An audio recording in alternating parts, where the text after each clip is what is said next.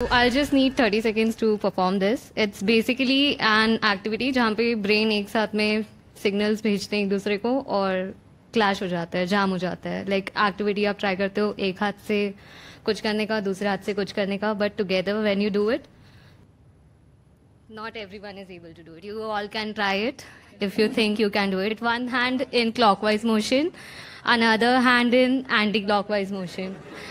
So you need to do this too.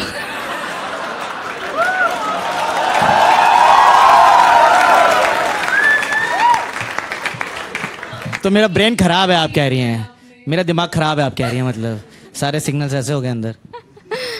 So yeah, this is my only talent. अच्छा यही करना है अब? यही करना है. Fuck man.